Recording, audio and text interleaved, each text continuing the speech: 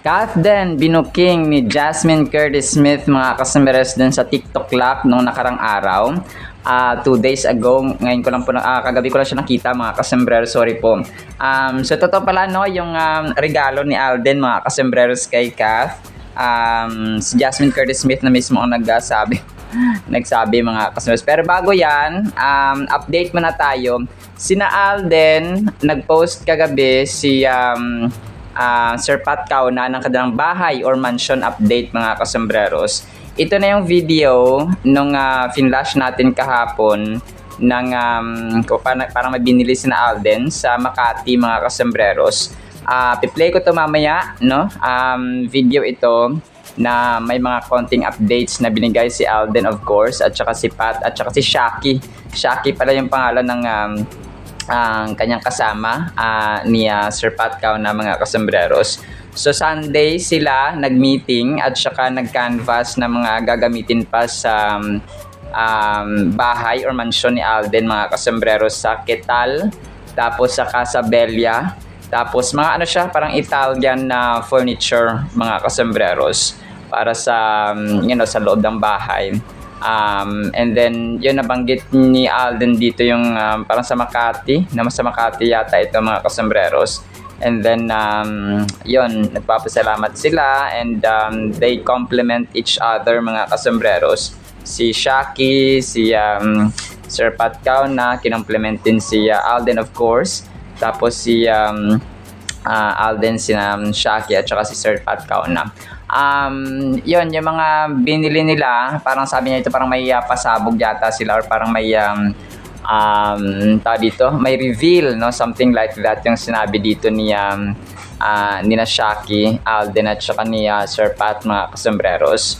So aabangan natin no yung mga kaganapan dito. So alam kong parang wala talaga siya na mention na mga toilet accessories mga kasembreros, pero sana doon siya bumili no kaya Mami Min mga kasembreros. And syempre hindi niyo yung sasabihin mga kasembreros kasi napaka secretive at saka mysterious ito ni Alden mga kasembreros para sabihin at ma-mention ang pangalan ni Catherine at saka ni Mami Min mga kasembreros.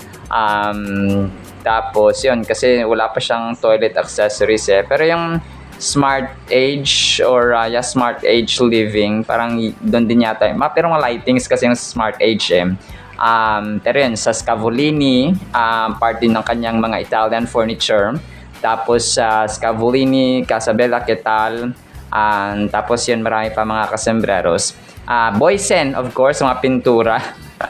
So parang sinabi ko na yung mga sponsors ni Alden dito or mga binilhan niya ng mga ng mga gamit or ginamit sa bahay mga kasembreros. So yun, mamaya papakinggan natin ito mga kasembreros at saka yung mga further updates pa ng kanyang kanyang mansion mga kasembreros. So marami siyang pinasalamatan dito pero yun yung mga highlights natin mga kasembreros. Tapos next item natin, ang cute ng caption dito nung bumisita si Alden sa OWA ay may picture dito, di ba, nung sa may nung si yung nag-assist sa kanya mga kasembreros. Sabi ng caption dito, ate may pila po, wala po tayo VIP dito. Tapos yung nag-heart sina Alden at saka yung nag-assist sa kanya at yung sa kanyang kabila mga kasembreros. Ang kulit na parang sabi niya, oy, pila may pila, wag tayong dimiretso. Pero si ate kasi yung nag-assist kay Sir Alden, kung kaya intindihin na natin. So siya yung pinagpala na sabi nga niya dun sa comment niya, parang before na dumating daw si Alden Richards dun sa opisina nila, parang siya CR ng CR kasi nga parang syempre no, intense at saka dito parang sobrang excited and so on mga kasembreros. Parang si Ash yata yung pangalan ng if I'm not mistaken mga kasembreros. So bago daw dumating si Alden, kasi Alden Richards yan, sige CR siya ng CR, tapos pabango, tapos toothbrush something parang grabe na tense daw siya kasi syempre siya mag-a-assist kaya Phenomenal Box Office Cinema King. once in a lifetime opportunity. So, kailangan prepared na prepared siya to the maximum and highest level, no? Todo na to. Todo na to na preparation na ginawa ni ma'am, mga kasembreros na nag-assist kaya Sir Alden. Tapos, next item natin, ito, sobrang kulit nito. Si Mercy, di ba yung na-issue niya ng kasambahay. Kasambahay daw si Mercy, mga kasembreros, for 16 years. Tapos, yun nga, 16 years na hindi pinapasahod, mga kasembreros. Sabi dito ni Mercy, Den, nasa Abante na tayo. Abante News Online, kasi nabalita sila, nasa headline siya, mga kasembreros, si Mercy. Sabi niya, Abante News Online, ang daming naaliw sa tsikahan ni na Alden Richards at sabi-sabi na dati raw niyang kasambahay na si na tinawag na Mercy, no? Sabi tapos sabi ni Alden, ginusto mo yan, sabing gano'n. Pinrest release mo pa kasi, sabing gano'n ni Alden. Sobrang kulit lang ni Mercy at saka ni sorry po, ni Mercy at saka ni Alden. Para talaga sila magtotropa-tropa lang sa kanto, mga kasembreros eh.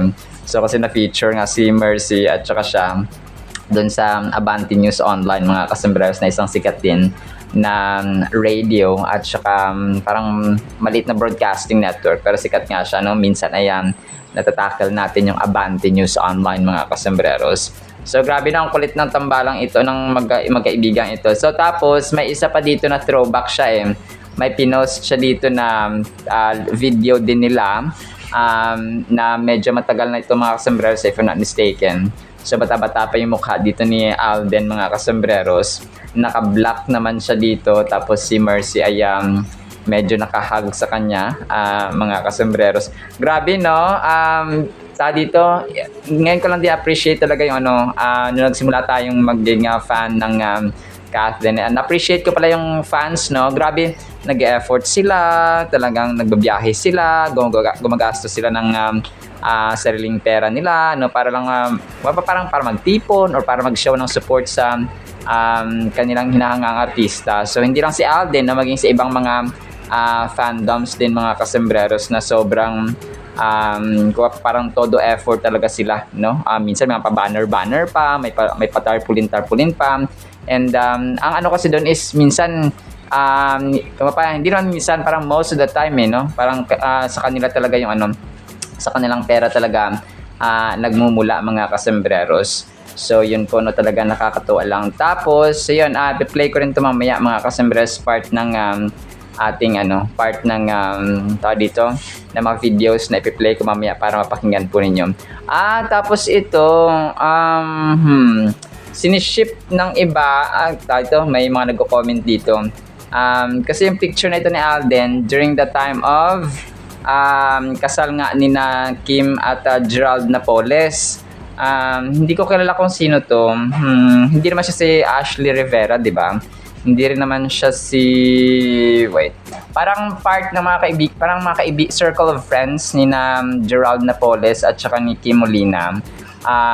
Tapos yun, parang napapicture sila, mga kasembreros. Yung ibang tao naman ay siniship sila, parang tapos yung mga nag-comment doon na ba't parating yung siniship si Alden sa mga babae na dito nagpa-picture or parang spotted or parang nakasama. So parang hindi dapat yan, no, na parang nagpa-picture lang, siniship na agad, no? Katulad niya kay Shanti, no? Tapos kay sino pa ba? Kay Barbie, no? So pwede naman, mga kasembreros, pero parang minsan sabi nung isa parang nakakapagod na parating yung siniship, mga kasembreros, si Alden sa mga babae na dito na kaibigan niya. For example, yung si Mitch Oliva nga, 'di ba, dati na asawa or partner ni Prince Benmar, na-issuehan din yung dati, no? Si Mitch Oliva, tapos yung wife lang yata ni Mauro Lumba or Coach Mauro Lumba yung hindi na issue, mga kasembreros eh. Kasi may baby na yun sila, no? Si Avi. Mga kasembreros, kung kayo po ay masugid na taga-subaybay sa ating channel. So yun po. So yun, no? Major item tayo, mga kasembreros. Ako, natutuwa ako dito. So booking nga talaga, no? At saka totoo yung regalo ni Alden. Tatry kong play ito mamaya ha kung hindi siya copyright. So kung copyright siya, hindi ko mapiplay mga kasembreros. Si Jasmine Curtis Smith ay sumalang sa TikTok Clock, isang tanong, isang sagot mga kasembreros na Buisit Blaster. Tapos, ang question dito, anong regalong binigay ni Alden kay Catherine after ng kanilang shoot mga kasembreros nung pelikula mga kasembreros. So, ang options dito ay bag, tapos ang options ay bag at sing-sing. So alam natin yung mechanics, di ba? Dito sa TikTok Clock mga kasembreros, may mga pipili na mga parang panggulo na mga sina Jason Gainza, at saka si Rocco Nasino, si Kuya Kim mga kasembreros dito. So ito yung time na bumisita yung Stars on the Floor dance duos sa TikTok Clock mga kasembreros para mag-promote of course ng Stars on the Floor na segment. Tapos si Jason Gainza, yung kanyang option dito na binigay ay bag, no? Tapos bag nga. So tapos ginulo-gulo pa nila na balat ng hayop, very rare na dito na balat daw, balat ng crocodile, balat ng dinosaur, sabi nga. So alam niyo naman yung ginagawa na dito, comedy mga kasembreros, para dito, para si Jasmine Curtis Smith, may alam kasi ito kasi diba best friend niya si Alden mga kasembreros, kung kaya parang hindi na siya nakikinig kasi nga alam niya naman na niloloko-loko lang siya ng mga to. Sabi niya, nako. So sabi ng isa, yung balat din ng bag na ginawa, yung balat ng bag na hayop po pwede daw gawing parachute ni Alin Ansay.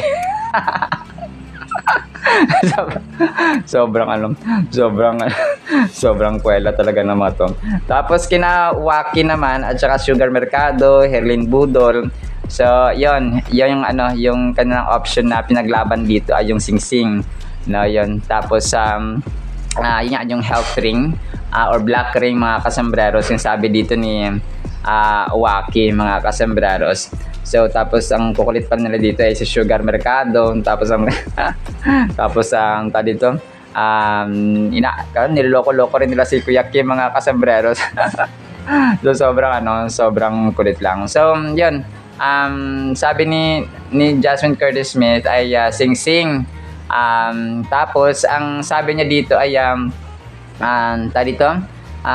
sing-sing kasi alam ko po kasi lahat ng chismis, sabi niya, sa industriya, kung kaya mag-ingat kayo sa akin as a friend, sabi nga ni Jasmine Curtis Smith. So ibig sabihin ay may alam talaga siya mga kasi, and knowing Jasmine Curtis Smith na naging leading lady din dati ni Alden Richards, ay close na close sila. Ay isa pa sila ng network, no, na GMA mga kasembreros. Tapos nagkasama pa sila ngayon sa or part pa si Jasmine Curtis Smith ng Stars on the Floor duos or competitors mga kasembreros. So mas lalo silang napalapit or nagkasama mga kasembreros sa trabaho nila ngayon. So yun, talagang ang kulit lang mga kasembreros. So and alam natin na yung bag mismo na Bottega, no, na binili, Bottega Veneta bag mga kasembreros na binili ni Alden dun sa California, na nagkaroon sila doon ng promotion sa Amerika mga kasembreros ng Hello Love Again nga. So yun, so dalawa actually, no, bag at saka yung black ring mga kasembreros na inamin nga nila doon sa lie detector test din po mga kasembreros. So natutuwa na ako sa mga nag-comment dito mga kasembreros, sabi niya boom. Sabi naman dito ng isa ay si Maria, no, may alam din to at saka mga Kathleen din siya. Sabi niya dito ay parang nag-debunk siya na mali naman. Sabi niya mali naman, bag binigay niya after shooting, yung maliit na version na Bottega Veneta, yan sabi na mention natin. Si Maria ito sa TikTok mga kasembreros. Yung Aura Black Ring or Aura Black Ring na binigay niya kay Catherine ay habang nagsushooting sila, meron na sila pareho. Nawala kasi yung Aura Black Ring ni Catherine, kung kaya binigyan siya ni Alden, pero nakita rin ulit ni Catherine. So tama no yung kanyang story ni Maria mga kasembreros. Na niya nawala tapos oo sana kasi yung doon ang tama si Maria. Kaya alam natin yung kwento, pero ang binabasehan kasi ng TikTok lock dito ay yung inamin lang ni Alden at saka ni Catherine. So yung sa bag kasi 'di ba hindi nila inamin publicly. So ang pinahahawakan ngayon ng TikTok lock of course ay yung inamin ng dalawa no ni Catherine at saka ni Alden during dun sa lie detector test nga nila. So nagigets ko ito si Maria na nag-comment na after nga ng shoot yung bag yung binigay ni Alden. Yung sa black ring naman ay habang nagsushoot sila mga kasembreros. Pero yun kasi yung and yeah, medyo lang yung sabi ng TikTok lock na after ng shoot. So hindi siya after ng shoot pero parang pwede siya na after ng shoot. Pero yun, ang mahalaga ay binigyan nga siya mga kasembreros ng regalo ni Phenomenal Box Office ni Ma'am King. Tapos next item natin mga kasembreros, may isang sikat na cosmetic surgeon dito na tinanong siya kung sino mga artista yung parang pinagbabasehan ng mukha o ng ilong mga kasembreros. Tapos yung sabi niya dito yung tatlong top 3 na pinagagayahan ay si Liza Soberano, Julia Barreto at saka si Catherine Bernardo. So which is lahat mga kasembreros sa ilong. Okay, ilong lang yung para pinapagaya ng mga cosmetic surgery mga kasembreros. Tapos yun most copied celebrities yung kanyang dito, yung kanyang title mga kasembreros. So ginagaya yung ilong nila. So nakakatawa kasi sabi ng surgeon, sabi niya, ilong lang yung pinapagawa mostly.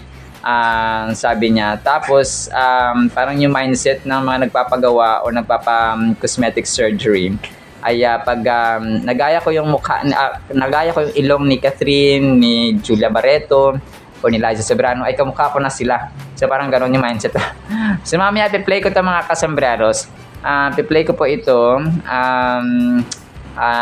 Dito para mapakinggan po ninyo mga nakakatawa no na medyo nakakatuwa ito kasi so sabi niya pagka kahit na hindi naman talaga kamukha ay parang iniisip nila na magkamukha na sila mga ng artista na kanya pong na nagpagawa ng ilong na kamukha nung kay Catherine, kay Liza or kay Julia Barreto. Tapos ito last item natin mga kasembreros, ang kakulitan ni attorney no, may picture sila ng isang staff. Ito ba si hindi ito si alam ko dito si Chad Vidanes, mga kasembreros. So parang kakulitan nito, parang part ito ng shoot nila na Someone Someday mga kasembreros. So yun dito ay nagpa-picture si Kat, yung isa formal, yung isa naman ay kuwela-kuwela mga kasembreros. Na kung saan ay yun talaga yung yun talaga yung ugali ni attorney mga kasembreros. So yun po. Tapos actually yan lamang, ipi-play ko po itong mga items natin and sana hindi ako makapiright dito sa TikTok Lab para mapakinggan po ninyo yung kakulitan at saka yung pagbooking ni tawag dito ni Jasmine Curtis Smith sa Kath din mga kasembreros. And by the way, abang-abang kayo kasi lumabas din ang totoo na tunay na video at mukha nung dito dun sa may calf mark daw na nagkita sila mga kasembreros. But in the meantime, ay pakinggan natin itong mga videos and then ang salita ng Panginoon afterwards na sobrang mahalaga po sa ating buhay. Isang pinagpalang araw po sa bawat isa. Hi guys! Oh my gosh! It's Sunday na naman and of course, it's my Sunday day. It's my day talaga with my favorite client. Yeah, at don't mind spending his Sundays. Yes! I don't mind spending it with you. With my mom's super loves. Of course, Alden Richard. Yes, and so, of course, ang love na love namin si Shaki. So right now we're at the Casa Bella showroom finalizing all the furnitures for our project, and of course pieces from Ketal and Casina is already ordered, and most of them nandito na rin, so hinintay na lang namin matapos yung actual tapos then it's ready for delivery, and we can't wait to show it to you guys kung ano ba yung pieces na ni-recommend ni Mom. Of Ni-recommend course. ni Shaki for course. my home. So, It's a surprise. Yeah. So, meron tayong reveal. Yeah. Yes, of course. so I would like to say thank you to Shaq then of talaga. course, to Shaki and of course to our Casabella family, of Thank course, Tenny and Sir Joseph. Danny and Joseph, hello. Thank you so much. Tenny, thank you so much. So yun guys, we'll keep you posted and you know, one of these days, baka if you want to drop by and see all the finest Italian furnitures, it's only here in Casabella. Yes. Makati. Yes. Bye guys. See you again soon. Namang sang tanong! Anong regalo ang ibinigay ni Alden Richards sa co-star niyang si Catherine Bernardo after ng kanilang movie shoot? A. Bag or B. Sing-sing? Siyempre, alam mo naman kasi si Alden naman napaka-galante niya tsaka mabait na talaga ano. Binigay niya ng bag. Ano yung bag niya na medyo mamahalin yun. Actually, sa sobrang mahal, hindi pwede sabihin yung brand. Oo, tapos yun nata, isa balat pa ng isang hayop na napaka-rare. Crocodile. Balak ng crocodile yun. Crocodile. Yeah, parang ganun dinosaur yata. Ano ba? Ginamit namin sa lolong yun nung kailan. Ay, oo nga pala. Sobrang Ganun mahal katibay yun. yun. Kahit kainin ng crocodile, ano yun. Sobrang tibay nun. Tsaka mahal talaga yun. Tapos, natuwa naman si Catherine, di ba? Oo, saka pwede mo i-parachute yun. Bakit? Oo, kasi pag pinindot mo, may lalabas na parachute yun. Ayun. Wow, ganun. Oh, dapat pala natin. O bakit? Alam nyo, sing-sing ang binigay. Yung sing-sing na yun ay parang may about health. Yeah. Yeah. Ang sing-sing na yung Kuya Kim. Wala ka nun! Wala ka nun! May cream na Ano ang sagot mo? Bag o sing-sing? I think sing-sing. Tama yung clue eh. I like that clue. Sing-sing! Kapag bar, sabag alamin na natin yan in 5, 4, 3, 2, 1! Grabe naman. Ang galing. Perfect score! Thank you so In much. fairness, ay magaling ka Ano ba bihira magkwento. nakaka-perfect dito, Jasmine? Ha? Alam ko po kasi lahat ng chismis sa industriya, so mag-ingat kayo sa akin as a friend. At kamusta naman ang pag-upo mo dyan sa Bullshit Blaster, Jasmine? Nakaka-nervyos, Kuya Kim. Ayoko pong pumunta ng rehearsals mamaya nang may pulbos sa mukha. Pero as I said, bihira nakaka-perfect dyan. Congratulations! Congratulations! Thank you. Thank you. Alright, maraming salamat sa mga celebrity dance stars na nakasama natin today. Shanti, Paul, Sugar, Rocco, and Jasmine! Yes, mga tiktropa, tutukan natin Stars on the Floor every Sunday, 7:15 p.m. At ito pa, Nasa abante na tayo, Dad! Nasa abante na tayo! Ginusto mo yan. Press release mo pa kasi.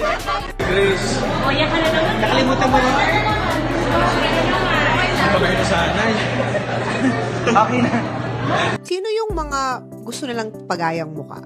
Based on your, at least, personal experience. Okay, pagayang muka, so most probably mga artista, no? Oo. Artista, females, pinaka-common,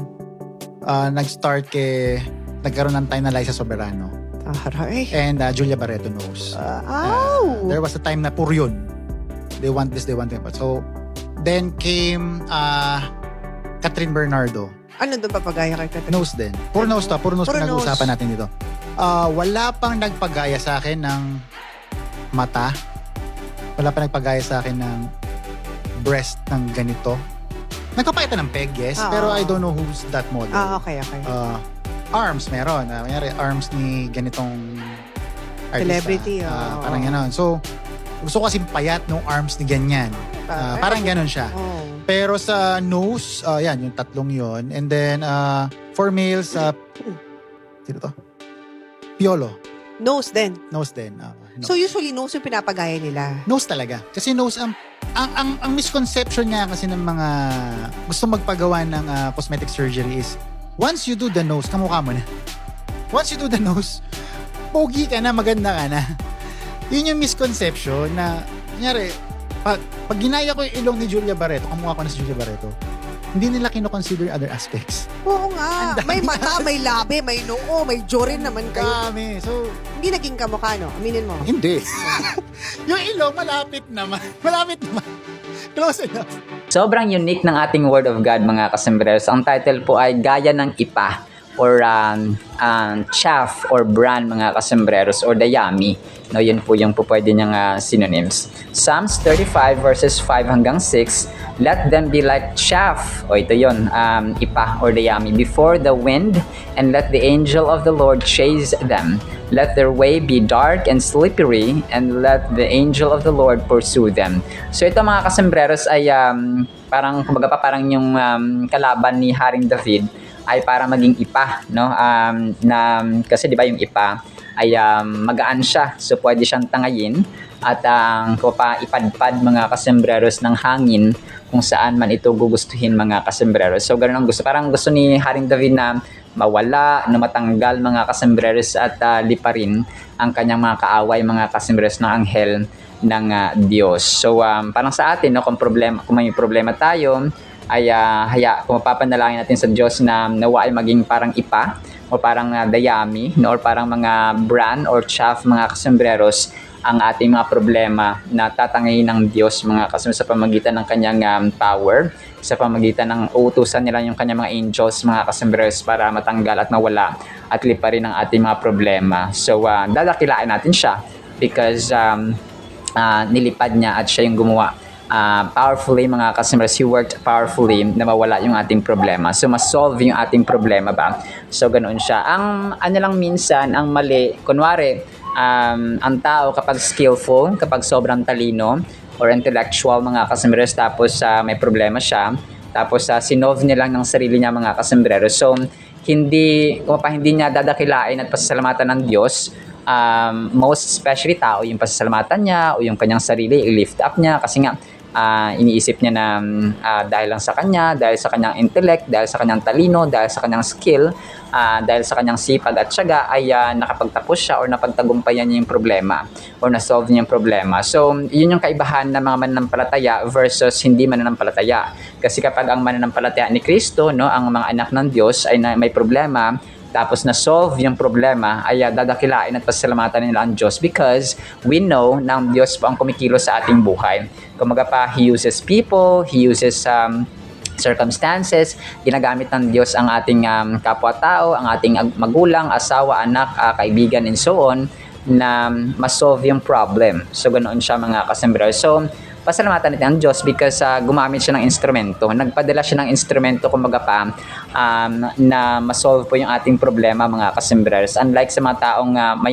mayabang, nagtitiwala sa kanilang sariling kakayahan at talino, ay hindi nila pasasalamatan ng Diyos mga kasembreros. The verse in Psalms 35, especially sa verse 6 mga kasembreros, no, expresses a plea for divine justice against those who seek to harm the speaker, no. Most especially ay si Haring David ito mga kasembreros. It uses vivid imagery of darkness and slipperiness to describe the peril of the paths taken by the oppressor. So, may mga kalaban. Tayo po, hindi man tayo, may mga times, bihira na kayo nang magkaroon tayo ng kalaban, no, sa ating kapitbahay, mag-aaway kayo ng tao sa paligid mo. So, kasi kapag parati kayo nag-aaway sa tahanan or sa community, ay may problema yun mga kasembreros. So, pero dito, kapag tayo pa ay nakaka-encounter ng problema, ng challenge, no, ng lahat ng aspects ng ating buhay, maaring sa mental aspect natin, physical aspect, financial aspect, spiritual aspect, lalong-lalo na may mga times na nasusubok yung ating social aspect, no, yung ating relational aspect, nagkakaroon tayo ng hidwaan sa ating magulang, asawa, anak, kapatid, and so on. So yun po yung tests or aspects na pwedeng subukin at i-challenge ng Diyos mga kasembreros. Darkness often represents danger, uncertainty, and evil, while a slippery path indicates a place of downfall and ruin. So yon, ang darkness dito na na-mention mga kasembreros ay or slippery, no? Dark kasi let their way be dark and slippery. So yung dark dito ay nagrepresent ng danger, ng kapahamakan, no, ng pagiging ng panganib mga kasembreros, at yung uncertainty. Alam niyo po yung uncertainty, spirit to mga kasembreros na nagkakaroon ka ng doubt na kaya ko yung gawin to. Kasi kapag mananampalataya ka ni Kristo, you have to be certain. Kasi ang Diyos natin, alam niya yung lahat na nangyayari. Okay? He knows he was the ancient God, and he is the present God, and he will be sa habang panahon. So wala siyang katapusan, mga kaso. So he knows the past, he knows the present, and he also knows the future, mga kasumers. He holds the future. So ang time, ang oras, mga kasumers, ay hawak ng Diyos. So kung parang tayong mga anak niya, may mga times na uncertain tayo. Kaya ka kaya to? Kaya kayang magpasan? Makakaya kaya ng anak ko to? Makakaya kaya ng pamilya ko to? Makakaya kaya namin? So, nandun yung uncertainty. But since God is our certainty, yung ating kasiguraduhan ba? No? Dapat po ay natatanggal. No? May mga times na nakakapag-isip tayo ng mga ganun, pero hindi tayo dapat nalulugmok sa ganoong uri ng mindset or ng spirit, mga kasembreros. So, kasi doon papasok ang pagdududa no? Ang doubt is also an enemy of faith. Kapag tayo may pananampalataya, tapos nagkakaroon tayo ng duda, nag-aaway yun sila na spirit, mga kasembreros. So we should have an assurance that comes from God, mga kasembreros. Together, these words paint a picture of misfortune and the fate of those who oppose the righteous. So yung kapalaran daw ng mga nag-aaway or umaaway sa taong matuwid at makatarungan, mga kasus, kagaya ni Haring David nga, ay magkakaroon sila ng danger, magkakaroon sila ng downfall, no, or pagbagsak, mga kasumers, or ruin. As the psalmist calls upon God to send his angel to pursue and persecute the enemies, we see the deep sense of reliance on divine intervention. The psalmist is not calling for personal revenge. Instead, he is appealing to God's righteousness and justice to take action. This reflects the belief that it is God who ultimately brings justice, not individuals, by trusting in God's power. The psalmist acknowledges his limitations while appealing for the protection and righteousness of God to prevail over evil. So yun siya, no? Kapag kumpleto kasi at buo yung ating paniniwala, no, at saka pananalig sa Diyos, mga kasembreros, may mga uncertainties man na dumaan, dadaan lang siya, no? Meron tayong hindi natin dapat tinatambayan yung problema, yung uncertainty, yung hindi tayo sigurado, dadaanan lang natin. Daan lang yan, no? Highway lang yan, so dadaanan lang natin, hindi siya yung bahay natin. So ang bahay natin ay meron tayong certainty, meron tayong surety or sureness, mga kasembreros, sa ating Panginoon, no, na nagbibigay ng kasiguraduhan sa ating buhay. Another essential lesson is the reassurance that God sees our struggle. So alam ng Diyos, nakita ng Diyos na huwag tayo mag-alala kung ang kapwa-tao natin, kapag tayo po ay kaya nating itago yung ating nararamdaman sa ibang tao, sa ating asawa, anak, magulang, or so on, kapatid, no? Kaya nating itago sa kanila, no, sa ating kapitbahay. Kaya natin magkunwari na okay tayo pero hindi, or may nararamdaman tayo o wala. So kaya natin itago, di ba? Pero sa Diyos po ay wala. Hindi natin kaya kasi nga He knows everything. Diba pa, nakikita niya yung ating struggle, nakikita niya yung ating puso, yung ating isipan, laman ng ating mind, mga kasembreros. So lahat po ay nakikita niya. So walang pwedeng maitago sa kanya, mga kasembreros. Madilim, maliwanag, secret man yan or hayag, ay alam na alam ng Diyos, mga kasembreros. That is why ang trust, no, ang complete trust, yun lang yung kailangan natin gawin sa Diyos, mga kasembreros. So the psalmist does not simply complain to God, rather he actively seeks His assistance. So talagang talagang hingin natin yung assistance ng Diyos, mga kasembreros. So yes, alam ng Diyos yung ating kalagayan, yung ating problema, yung ating struggles, pero dapat ibuka natin yung ating bibig, yung ating puso, no, na Lord, hindi ko ito kaya, hindi natin. So nagpapakita kasi yan ng humility, mga kasembreros. So kapag tayo po ay binubuksan natin yung ating bibig, yung ating puso sa panalangin, mga kasembreros, toward God, ay nagpapakita yun ng pagpapakumaba ng loob. So when we humble down ourselves to God, ay parang nakaka-attract yun sa Kanya, no? Kasi nga ay inaangat ng Diyos ang mga taong nagpapakumaba sa Kanya, at saka binabagsak naman niya yung mga taong nagmamataas. This teaches us that we should bring our grievances before God, allowing Him to intervene in our situations. When we feel wronged, we can find comfort in knowing that we are not alone and our burdens are heard. So yung burdens natin, yung ating bigat, no, ayan, mapapanaririnig at nakikita ng Diyos, mga kasembreros. Lastly, no, sa final thought natin, we learn about the importance of divine justice. By relinquishing our desire for revenge and allowing God to take control, we step into a place of peace rather than being stuck in feelings of danger or helplessness. We trust in God's promise to handle justice in His way and timing. So, kapag inaasa natin lahat sa Diyos, mga kasembreros, nagpapakita yun, hindi kasi natin role, hindi natin na task or responsibility yung maghiganti. Okay? Sabi nga ng Diyos, no, love your enemies. Kapag tayo ginawa ng mali, gawa natin sila ng kabutihan and so on. So, although sa mundong ito ay parang martyrdom, no? Parang ayaw ng mundong ito or ng ibang tao sa mundo ngayon na kapag tayo naaway, awayin natin sila. Kapag ginawa tayo ng masama, gawa din natin sila ng masama. So, hindi po dapat ganon. Mayroon ako ng isang artista, sabi niya, kapag hindi tayo dapat maging masama dahil ginawa tayo ng masama. So, parang kapag pa yung character natin bilang mga anak ng Diyos, hindi dapat yun babaguhin dahil ginawa tayo ng masama. So, hindi dapat yun magbabago yung kabutihan natin, yung paggawa natin na mabuti, yung pagiging kind natin, and so on, yung character ng Diyos ba. So, yes, we can complain sometimes. We can, parang medyo naiinis tayo minsan kasi tao lang tayo. We're sometimes brought by our emotions, mga kasembreros. Pero, not to the point na maghiganti tayo na magpaplano tayo, magbabalak tayo talaga na higantihan mo and so on. So, it's not our task. No, it's God's responsibility. So, ang gawin natin ay pagpalain natin sila, Lord, pagpalain mo sila. Nakita niyo po ang aming problema, ang aming burdens, ang aming struggle. So, entrust everything to you. So, ganoon siya, mga kasembreros. So, yun po yung effective na ano. Huwag nating pangarapin na, Lord, sana mamatay na siya. Lord, sana madapa siya. Sana hindi na siya. So, wag po ganoon, mga kasembreros. Sana magkasakit siya. So, hindi po ganoon dapat ang ating panalangin.